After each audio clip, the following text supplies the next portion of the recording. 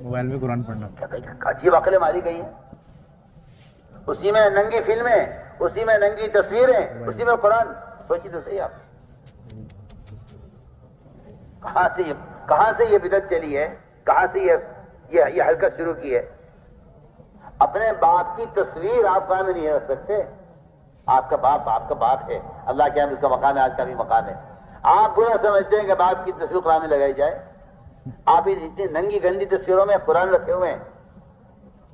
سوچیے آپ، کوئی ایڈ آ جائے، کوئی اشتہار آ جائے، کچھ بھی آ جائے، میں کہتا ہوں کچھ بھی نہ آئے، جس اسکرین پر سارا گند آ رہا ہے اس پر آپ قرآن پڑھنے کو کہہ رہے ہیں، کوئی حرج نہیں ہے. میں تو سمجھتا ہوں کہ دلوں سے قرآن کی عظمت ختم ہو چکی ہے تو کوئی حرج نہیں. آپ جو چاہیں کریں، جہاں چاہیں سر پھوڑیں. سیدھی بات. کیا مصیبت پڑی ہے، کیا عذاب آیا ہے.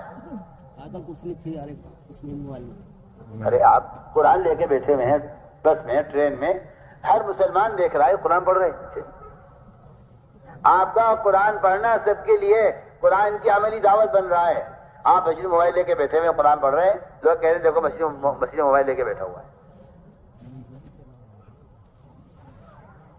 کوئی عالم حرکت کرے گا تو لوگ بھی نکال لیں گے موبائل کہ اچھا یہ بھی ہے موبائل دیکھ رہا عالم صاحب، ہر ایک بیچارہ قرآن پڑھ رہا ہے. وہ قرآن پڑھ رہا تھا موبائل پر عالم. لوگوں نے کہا میاں آپ بھی مسجد میں موبائل لے کے بیٹھے ہوئے تو ہمیں کیوں منع کرتے ہیں کہ بھائی مسجد میں آئے موبائل بند کر دو. کیا پتا قرآن پڑھ رہا ہے. میں تو صاحب تو آپ سے کہتا ہوں آپ کی شاید عقل ہو تھوڑی بہت آپ کے اندر کہ آدمی شراب کی بوتل میں زمزم پیے اور لوگوں سے کہے میں تو زمزم پی رہا ہوں، آپ مجھے کیوں تہمت لگا رہے ہو. آپ پر تہمت شراب پینے کی لگے گی، زمزم پینے کی نہیں لگے گی. سب آپ سے سب میں آپ کو آسان مثال دے رہا ہوں. غور کے بعد کوئی نہیں آپ بھی نہیں غور کرتے مثالوں پر. دلائل سے مناظرے کرنا اور جواز کی شکل نکالنے، اس سے فائدہ کیا ہے؟ کیا فائدہ ہے؟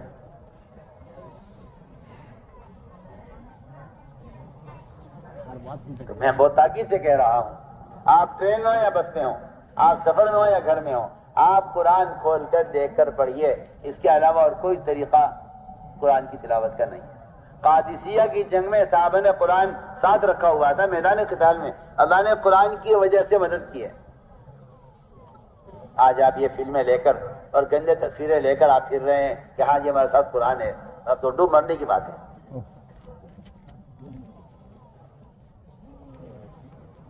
اور قرآن کی کو دیکھ کر پڑھنا نہ فرض ہے نہ واجب ہے. اگر آپ کے پاس قرآن نہیں ہے اس وقت تو آپ بغیر دیکھے قرآن پڑھ لیجیے، آپ سورہ اخلاص پڑھتے رہیے، آپ کو تلاوت کا اجر ملے گا. کیا ضروری ہے کہ نہیں جی قرآن نہیں ہے تو موبائل میں پڑھے؟ کیوں کیا آپ کو کیا موبائل سے پہلے آپ کیا کرتے ہیں؟ اگر موبائل کے آنے سے پہلے قرآن اگر آپ کے پاس نہیں ہوتا تو آپ کیا کرتے تھے؟ بتائیے آپ کیا کرتے تھے؟ خامخواہ کی باتیں. وہ تو یہود و نصارہ نے مسلمانوں کے دلوں سے علم، علماء اور قرآن اس کی عظمت کو ختم کرنے کے لیے فتنہ چلایا ہے، جس کو مسلمان سمجھ نہیں رہا. آپ کہتے ہیں سہولت ہے، ہم کہتے ہیں سہولت نہیں ہے، ان موبائلوں کی نحوست ہے، سہولت نہیں.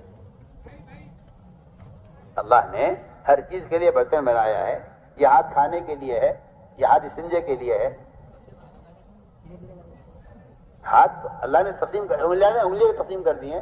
یہ انگلی تشہد کے لیے ہے، آپ یہ اٹھا لیں، یہ اٹھا لیں، یہ اٹھا لیں. نہیں جی یہ والی اٹھانی پڑے گی آپ کو، نماز میں تحیات میں یہ انگلی اٹھانی پڑے گی.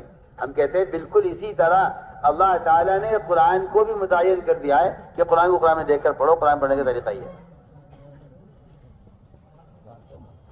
اس لیے ہم تاکید سے عرض کر رہے ہیں کہ ان اعمال کا خوب اہتمام کرنا ہے. اور قرآن کی تلاوت کا بہترین وقت صبح ساجد سے پہلے ہے. میں نے سارے بزرگوں کو وضاحت کر کے دیکھے، سب سے زیادہ اللہ کا قرب محسوس کیا صبح ساجد سے پہلے قرآن دیکھ کر پڑھنے. اس طرح ہمیں ان اذکار کا اعمال کا اہتمام کرنا ہے.